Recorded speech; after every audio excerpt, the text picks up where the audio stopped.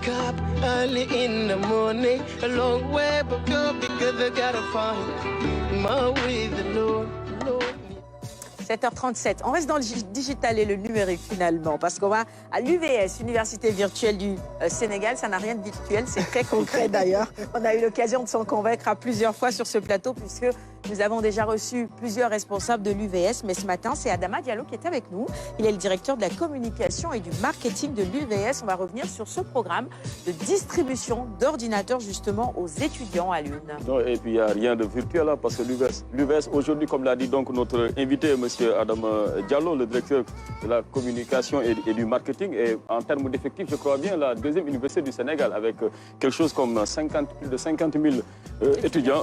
Et cette distribution d'ordinateurs va concerner les 21 000. Donc 21 000 étudiants qui recevront chacun donc un ordinateur portable. Ça demande une grande organisation et l'opération a démarré depuis ce mercredi. Alors comment elle se déroule? Quels sont les critères à remplir par ces 21 000 étudiants pour pouvoir bénéficier quand même de ces ordinateurs-là de l'État du Sénégal? Très bien. Déjà, vous remercier de l'invitation. Comme vous le savez, l'Université virtuelle du Sénégal, c'est une université qui existe depuis 7 ans déjà. Ouais. Et c'est une université qui est orientée sur le numérique, donc qui propose un enseignement à distance. C'est ça. Et qui dit un enseignement à distance, donc dit un certain outillage. Donc il faut que l'étudiant soit outillé à pouvoir déjà disposer d'un ordinateur, mais aussi d'une clé de connexion qui lui permet d'avoir une connectivité individuelle. Donc l'État du Sénégal a pris la responsabilité, en créant cette université, de doter chaque étudiant de l'UVS d'un ordinateur et d'une clé de connexion. Donc cette année, nous avons reçu de l'État 21 000 bacheliers orientés à l'UVS. Donc on dit que c'est énorme, mais bon, chez nous, la masse n'est pas un problème parce qu'en réalité, nous avons été créés justement dans cette perspective. Et d'ailleurs, c'est ce qui amène souvent certains, en tout cas beaucoup d'entre nous, à dire que l'UVS grandit trop vite. Hein. C'est une question que je pose souvent aux représentants de l'UVS sur ce plateau. Hein. Tout à fait. C'est pourquoi je dis qu'on peut le penser, mais nous, en réalité, ce n'est pas l'effectif qui nous gêne. Non, non, non, parce que nous sommes justement là, dans vous soulagez le ministre de l'Enseignement supérieur. Exactement, voilà. Je pense que c'est en réalité cela. Et donc, pour ces 21 000 étudiants, donc, nous avons aujourd'hui réellement 20 302 étudiants qui ont confirmé leur inscription. Donc, qui naturellement ont droit à un ordinateur et une clé de connexion. Mais, vous savez, au Sénégal, quand cette université a été créée, évidemment, beaucoup d'étudiants étaient sceptiques au début. Hein? Vous avez, cette année, on a 21 000, il y a moins de 700 qui n'ont pas réellement confirmé. Dans les années antérieures, le nombre était plus important. Donc, il y a une adhésion aujourd'hui naturelle des étudiants, des bacheliers du Sénégal vis-à-vis de cette université. Alors, pour les outils qui sont quand même achetés avec des deniers publics, donc il faudrait aussi qu'on puisse être responsable au niveau de l'UVS. Donc, tous les étudiants qui remplissent certains critères ont droit à ces ordinateurs. Quels sont ces critères? C'est très simple, c'est juste l'assiduité. Pour mettre tout le monde à l'aise. Parce que c'est quoi l'assiduité? Parce que quand l'étudiant est orienté à l'UVS, il faut qu'on le forme aussi à pouvoir manier l'ordinateur. Oui.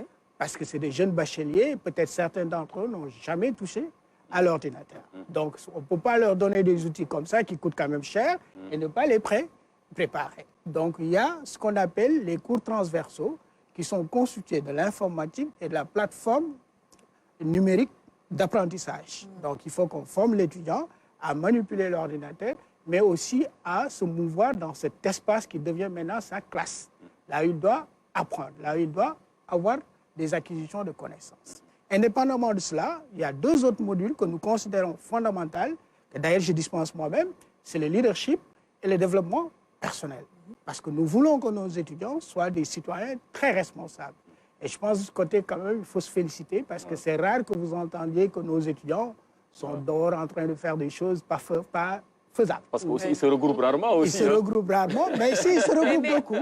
Mais si ça ne va pas, ils vont trouver le moyen de se regrouper. Il y a les zénos. Il y a les zénos. Donc ouais. voilà, mais quelque part, on a fini par inculquer certaines responsabilités chez eux. Ils préfèrent la négociation, la discussion, plutôt que d'aller faire des actes qu'ils pourraient regretter.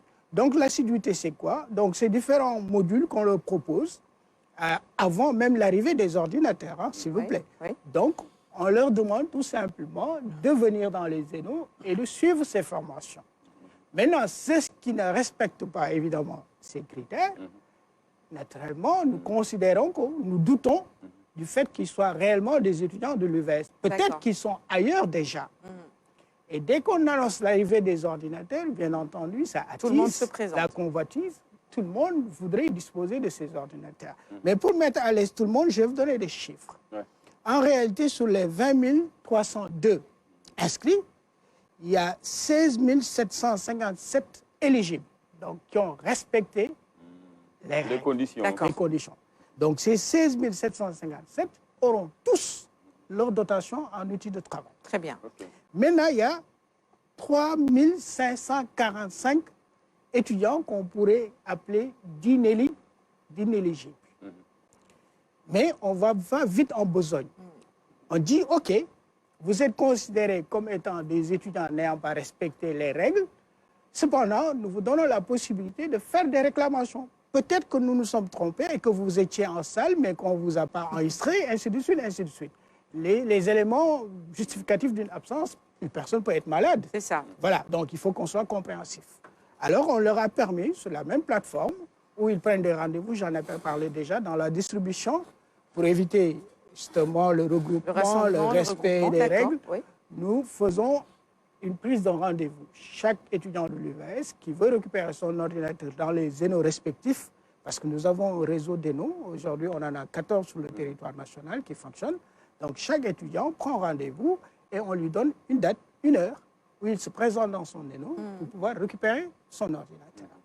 Donc malheureusement pour ceux qui ne sont pas éligibles, donc on leur donne la possibilité de faire cette réclamation au plus tard le 9 juillet. Parce qu'aussi, il faut qu'on démarre. Il faut que les choses... Ils ont juste 2 jours alors là. Hein? Non, ils ont juste 2 jours, mais ça a démarré. Hein? D'accord. Ça a démarré depuis. Okay. Et maintenant, c'est juste parce que déjà, on a enregistré beaucoup de réclamations. D'accord. On attend de finir de recevoir toutes les réclamations pour commencer les commissions. Justement, dans chaque ENO, il y a une commission qui est chargée de traiter les réclamations et de voir c'est ce qui le mérite, évidemment. Et sur la qualité des ordinateurs aussi, du matériel informatique reçu, sur la qualité aussi, parce que certains étudiants de l'UVS se plaignaient un peu de cette qualité un peu douteuse, en tout cas des ordinateurs reçus, de certains ordinateurs reçus. Okay. Alors pour cette fois-ci, est-ce que vraiment il y a eu de la qualité? Non, honnêtement, il faut dire depuis... Les problèmes d'ordinateur, en réalité, c'était dans la des rames faibles, peu de capacité. Première, deuxième année, parce que là, effectivement, ce n'était pas encore ça. Mais après, nous-mêmes, nous avons compris les capacités que les outils devaient avoir pour pouvoir permettre... Vous avez corrigé, quoi, à ce niveau. Évidemment, maintenant, la configuration de nos ordinateurs, c'est maîtrisé. Et d'ailleurs, par filière. Parce qu'il y a des filières littéraires où on n'utilise que la bureautique. Et il y a les filières numériques, mathématiques, où on utilise des logiciels qui demandent quand même une certaine capacité. D'accord. Donc voilà, de ce côté, franchement, il faut féliciter l'État du Sénégal. Ils ont envoyé, ils nous ont donné des outils extrêmement performants. Les étudiants n'ont rien à dire, sinon conservez bien leurs ordi, parce que par contre, il y a d'autres qui veulent déjà le... C'est ça, la question de la maintenance et de l'entretien aussi, c'est essentiel de ces ordinateurs-là. Est-ce qu'il y a derrière un service qui est proposé aux étudiants? Tout à fait. Dans chaque ENO, nous avons un dispositif d'agent de maintenance. Ah bon? Ah oui, systématiquement. Bien. Systématiquement. Donc déjà, les ordinateurs sont sous garantie. S'il y a un problème avant la fin de la garantie, ça c'est réglé aussitôt. Si maintenant il y a des pannes mineures, au niveau de l'ENO, il y a du personnel chargé de la maintenance. Daïda? Alors, comment c'est aujourd'hui avec l'enseignement à distance? Est-ce que vous pensez que ça marche parce que d'autres universités l'ont expérimenté, notamment à la période du Covid? Est-ce que ça donne les résultats escomptés? Je peux vous dire oui, madame. Si les Sénégalais, à l'époque, en doutaient, quand on dit dans tout malheur, il y a du bien, cette histoire de Covid, les gens ont fini. Finalement, c'était tendance, hein, l'enseignement, le téléenseignement, voilà. Mais tout le monde a basculé dans ça, parce que de toute façon, ils n'avaient pas le choix. Et donc, quelque part, nous avons été des innovateurs, des précurseurs, parce qu'en réalité, nous avions très tôt compris qu'il fallait trouver une solution à ces universités qui avaient peu de capacité d'accueil, parce que nous qui avons fait Charanta, Cheikh Anta a atteint ses limites depuis fort longtemps. Même la grande dame Cheikh Anta s'y est mise, hein, l'université Cheikh Anta Diop de Dakar là, maintenant. Hein. Et s'il vous plaît, avec le concours de l'UVS, parce qu'aujourd'hui, nous avons une expertise avérée dans ce domaine. Et nous avons même fait des émules. Parce que tous les pays environnants, le Mali, la Côte d'Ivoire, le Burkina, mais sont venus apprendre de l'expérience sénégalaise. Mais honnêtement, il y a de quoi être fier de cette université. Je vous rassure, ça se passe très très bien. Et d'ailleurs, toutes les universités aujourd'hui du monde, je ne parle même plus du Sénégal, du monde, ont carrément à l'intérieur de leur programme la formation à distance qui devient maintenant une formation hybride. Il y a du présentiel et il y a du distanciel. Merci beaucoup. Vous reviendrez encore sur ce programme de distribution d'ordinateurs qui a commencé depuis mercredi dernier au profit donc, des étudiants de l'UVS à la suite donc, de la chronique de Ndaye Aïdadia. Et c'est le lieu aussi de saluer voilà, le travail important réalisé par l'ancien ministre de l'Enseignement supérieur, donc le professeur Maritéou Niane. Vraiment, l'UVS, c'est son bébé. Il a été visionnaire sur ce coup-là et les faits aujourd'hui lui donnent raison. Absolument. Voilà. Il fallait le préciser. Merci à Lyoun. Il nous reste 5 minutes avant la fin de ce magazine. Quelqu'un veut placer un commentaire rapidement sur la chronique de Ndaye Aïda ce matin, Adama Diallo? Oui, et ça vient à point nommé parce que je vous informe que justement, pour booster le cinéma sénégalais, 2 universités ont mis en rapport leur expertise. C'est l'université Cheikh Anta Diop de Dakar et l'université virtuelle du Sénégal qui lance un master, imaginez-vous, en réalisation et création cinématographique. Et je profite d'ailleurs pour vous inviter parce que le lancement ce sera le 14 juillet dans la matinée au niveau du complexe Ousmane Sembène, donc qui va permettre aux 2 recteurs de lancer ce master. Ceci, c'est vraiment pour booster. Ça vient à point nommé parce que la formation, c'était vraiment ce qui manquait, etc. En tout cas, une formation académique, même s'il y a un peu quelques trucs de formation au cinéma. C'est très bien. Et d'ailleurs, on en a souvent parlé en plateau. Voilà, la dernière minute donc, réservée à l'UVS, donc sur le programme de distribution de ces ordinateurs donc, aux 21 000 étudiants. Ça a commencé mercredi. Alors, et la date butoir? La date butoir, ce sera, disons, vers le 17 juillet. Mais ce qu'il faut déjà retenir, en moins d'une semaine, on a distribué 8803.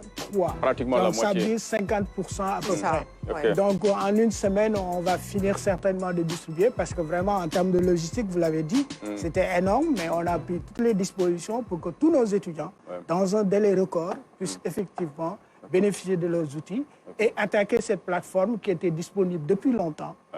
Parce qu'en réalité, les cours, la plateforme était déjà là. Il ne manquait que les outils. Aujourd'hui, les outils sont là. Et c'est parti donc, pour une année académique le plus normalement du monde. Et je sais que Wave n'attend que la lettre donc, du recteur de l'UVS pour mettre la main à la poche. Alors, donc saisissez cette occasion. Hein, non, en tout cas, moi, Kat, je vous remercie beaucoup. Je remercie le plateau de Kékéliba d'avoir créé cette opportunité. Alpha Sané, mon camarade de promo. Il est dans ma direction, c'est un collaborateur.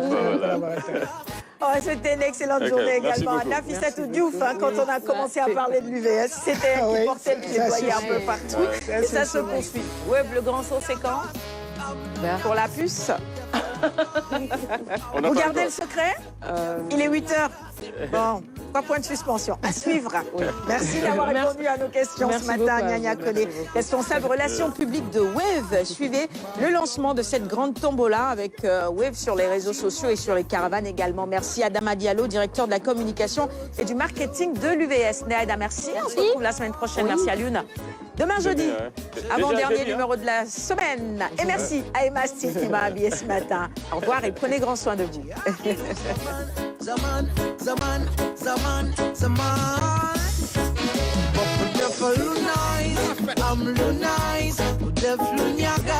I'm Lunyagas,